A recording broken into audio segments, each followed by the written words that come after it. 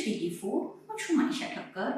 આજે હું તમારી સાથે અમદાવાદમાં વર્ષોથી પ્રખ્યાત જસુબેનનો પિઝા ઘરે કેવી રીતે બનાવવો એની રેસીપી શેર કરવાની છું. આ જે પિઝા છે એનો બેઝ એકદમ સરસ ક્રિસ્પી હોય છે, તો ખાવાની ખૂબ જ મજા આવે છે. તો તમે ક્યારેય પણ જો આ પિઝા નથી ટ્રાય કર્યો તો એકવાર જરૂર ટ્રાય કરજો. તો ચાલો આને બનાવવાનું શરૂ કરીએ. સૌથી પહેલા આપણે પિઝા બેઝ માટે લોટ બાંધવાનો છે. તો ઘરમાં જે ઘઉંનો ઝીણો લોટ વાપરીએ એ જ લેવાનો છે. તો અહીંયા મેં 1 કપ ઘઉંનો ઝીણો લોટ લીધો છે. આમાં થોડું મીઠું ઉમેરી દેવાનું. તો લગભગ અડધી ચમચીથી પણ ઓછું મીઠું મેં એડ કર્યું છે. સાથે જ ફક્ત 1 ચપટી જેટલું આપણે ખાવાનો સોડા ઉમેરવાનો છે. હવે પહેલા થોડી વસ્તુને મિક્સ કરી લેવાની. તો ફ્રેન્ડ્સ, મેં જણાવ્યું એ પ્રમાણે આ જે પિઝા હોય છે એનો બેઝ એકદમ સરસ ક્રિસ્પી હોય છે. તો બેઝને ક્રિસ્પી બનાવવા માટે આપણે મોવણમાં ઘી યુઝ કરવાનું છે.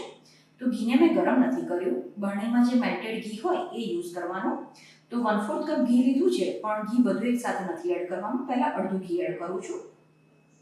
ઘીના બદલે તેલ લેવું હોય તો પણ લઈ શકાય, પણ ઘીનો ઉપયોગ કરશો તો બેઝ વધારે સરસ બને છે. તો આ રીતે મુઠ્ઠી પડતા મોવણ કરતાં પણ થોડું વધારે ઘી તમે કહી શકો એટલું ઘી મેં યુઝ કર્યું છે. તો આ કપમાં મેં ટોટલ 5 ચમચી ઘી કાઢ્યું હતું. એમાં હજુ પણ 2 ચમચી જેટલું ઘી વધ્યું છે. તો 1 કપ લોટમાં મેં 3 ચમચી ઘી યુઝ કર્યું છે. હવે મોવણ આટલું યુઝ કરીએ એટલે પાણીની ખૂબ જ ઓછી જરૂર પડતી હોય છે. તો જરૂર પડે એ પ્રમાણે થોડું થોડું પાણી એડ કરવાનું. આ રીતે તમને આઈડિયા ના આવે તો તમે ચમચીથી પણ પાણી એડ કરી શકો છો. અને આ લોટને પરોઠા કરતાં સહેજ કઠણ રાખવાનો છે. આ બેઝને તમે પહેલાથી પણ બનાવીને રાખી શકો છો.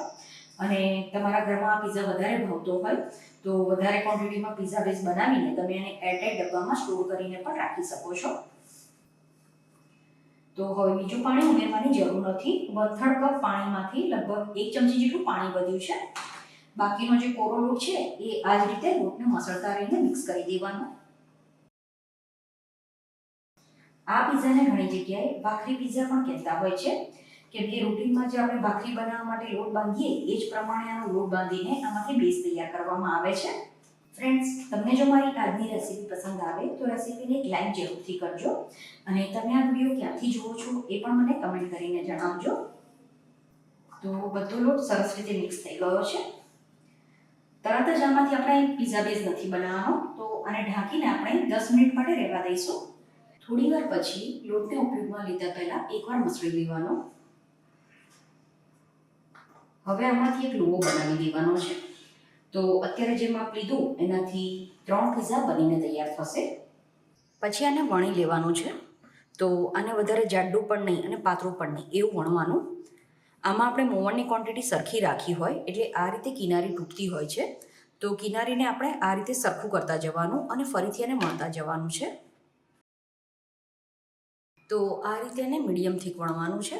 પછી કાંટાની મદદથી આ રીતે આના ઉપર નિશાન કરી દઈશું. પછી આ રીતની નાની પિઝા ટ્રે આવતી હોય છે, જેમાં આપણે ઘી કે તેલ લગાવી દેવાનું અને આને આપણે આમાં મૂકી દઈશું. પછી આના ઉપર આપણે પિઝા સોસ લગાવવાનો છે.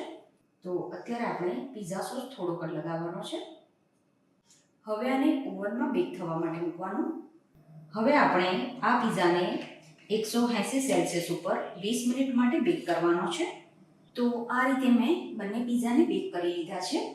તો એ લોકો પાસે આ રીતના બેઝ રેડી હોય છે અને આ પિઝા બેઝને તમે 15 દિવસ સુધી સ્ટોર કરી શકો છો. હવે પિઝા બનાવતા પહેલા ફરીથી આપણે એના ઉપર પિઝા સોસ લગાવવાનો છે. પહેલા આપણે 2 ચમચી પિઝા સોસ લગાવ્યો હતો, ફરીથી પણ 2 ચમચી જેટલો પિઝા સોસ લગાવવાનો. પિઝા સોસ લગાવી દઈએ એ પછી આના ઉપર કેપ્સિકમ એડ કરવાનું. તમારે જો રેગ્યુલર પિઝા બનાવવો હોય તો કેપ્સિકમ અને ડુંગળી એડ કરવાનું. આ પિઝામાં ફક્ત ડુંગળી અને કેપ્સિકમનો જ ઉપયોગ થતો હોય છે. આમાં પનીર કે સ્વીટ કોર્ન કે એવું કશું જ યુઝ નથી થતું. હવે ફરીથી આને 5 મિનિટ માટે બેક કરવાનો. તો ટોટલ 30 મિનિટ પછી પિઝા સરસ રીતે બેક થઈ ગયો છે.